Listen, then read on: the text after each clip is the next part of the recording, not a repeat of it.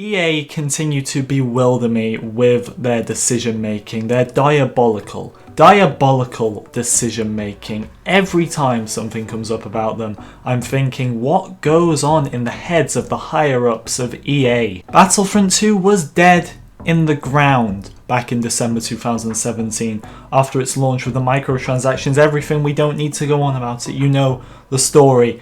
It only sold 9 million copies by December of 2017. Now yeah, 9 million is a lot, but it's nothing in comparison to what they wanted to sell and to what Battlefront 1 sold.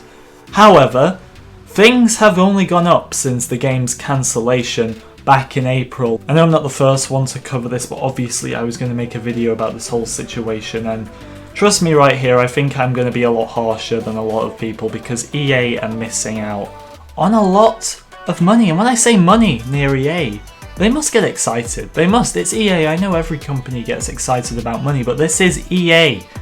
EA love money. Battlefront 2 currently has 14.4 concurrent players. What? How did this happen? Well, the game is free this month on PlayStation, so that highly contributed to this player count. But that is a big increase. That is more players than who originally bought the game back in 2017. That is 5.4 million players, with many more on the way.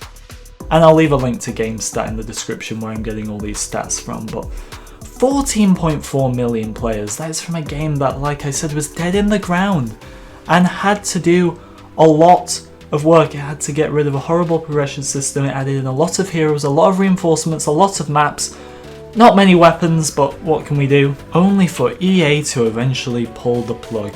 There was issues with this game in terms of microtransactions.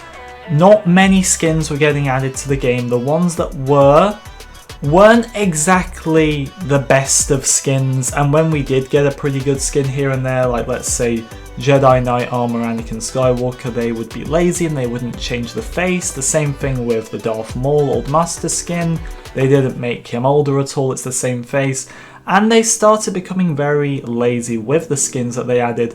And in terms of actual good skins out there, like Bauschleyer, like the solo skins for Han and Lando, there just wasn't enough of these top tier skins, and most people, considering the frequency these skins were added, had enough credits to spend them on. There was no point in buying crystals. And then by the time the Celebration Edition launched for Battlefront in 2019, last year in December, it didn't matter because they removed crystals, they removed the microtransactions for this game, and that was it.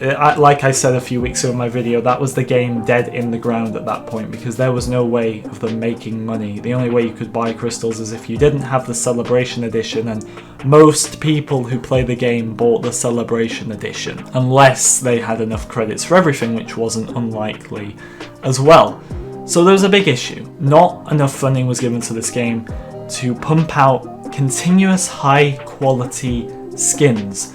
And by the time of April this year, the game was cancelled, only for EA to announce Squadrons, which is a disaster really. Look, the game definitely looks okay, and if you're into flying, it's going to be great for you, and I did applaud EA. Last week I said, fair enough for doing something different, but out of the 8 main ships in this game, 7 of them are playable in Battlefront 2.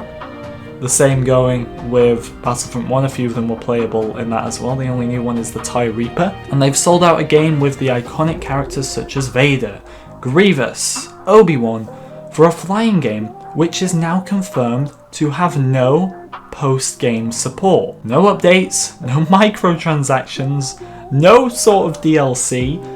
It's one of the most bizarre decisions, and while I don't think it was a straight cancel this game and bring out this game, it was more of Battlefront lasted for a lot longer than EA originally planned because they wanted to save their reputation. It looks that way. Squadrons isn't doing very well. I've been digging around, I've been looking at the stats, and the YouTube videos aren't pulling in as much views, as much positivity. People don't care as much for Squadrons already, and it could be an amazing game. I don't want to hate on it when it's not even out, but it's not going to have as many different opportunities as Battlefront, with ground combat, with iconic heroes, even with the fighter combat, which was abandoned in Battlefront 2 very early on. And now you've got a game, Battlefront 2, abandoned, content is over, so many things that weren't even added.